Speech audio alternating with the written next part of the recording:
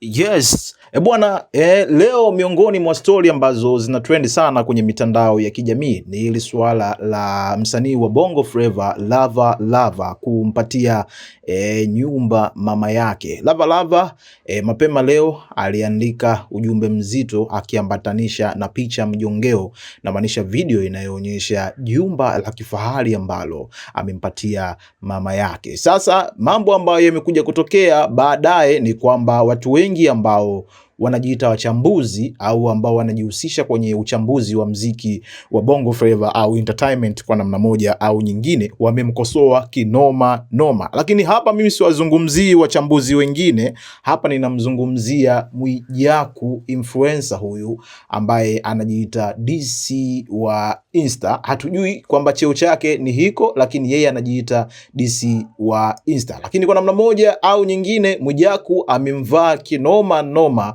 huyu Lava Lava, huku akisema kwamba wasanii kwa sasa wanatakiwa waache ile kitu ambacho tunaita show off, kwa sababu the end of the day wanakuja wanapata matatizo na wanatumia peji zao kutuambia sisi wananchi ambao ni mashabiki wao. Ikumbukwe kwamba hivi karibuni kumekuwa na tendency nyingi sana za wasanii kwamba wanapokuwa na matatizo wanaenda kuomba msaada wa Tanzania, lakini wanapokuwa nazo wanaonyesha show off baada ya kuwekeza zile mali kwenye sehemu nyingine kwa ajili ya mafanikio ya kwa wao wenyewe. Sasa bwana, jambo hili limemtoa Mwijaku huko alikojificha na kumwambia wazi kwamba alichokifanya Lava Lava kuonyesha kwamba nyumba ambayo ni gorofa moja kama sijakosea, amekosea kwa namna moja au nyingine, na lile gorofa sio la kwake, na kuna mmiliki ambaye Mwijaku amemtaja kwamba gorofa hilo ni la mtu fulani. Kwa hiyo Lava Lava ajitokeze aseme wazi kwamba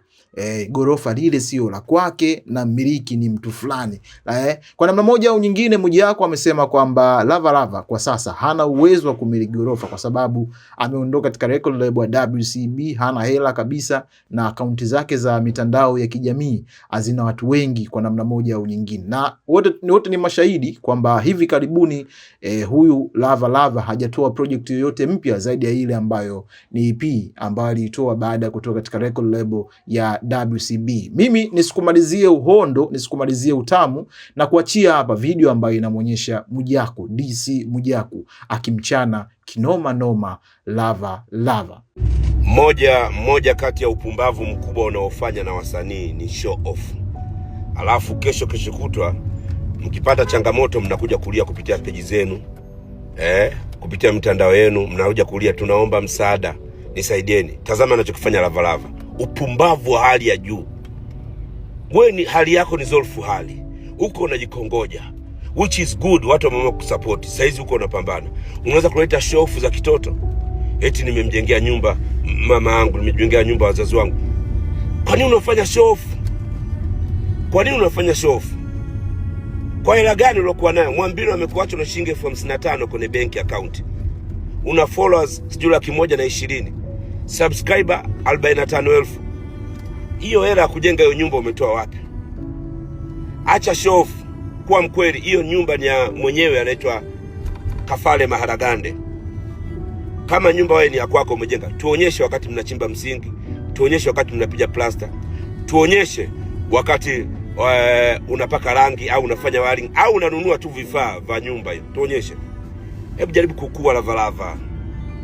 Wewe unajua kabisa mziki wako wenyewe haujulikani, uko mbinguni uko ardhini. Haujulikani mziki wako uko wapi.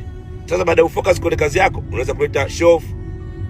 Na juzi tumetoka kuwasema show off hazifai, punguzeni. Umerudia yale.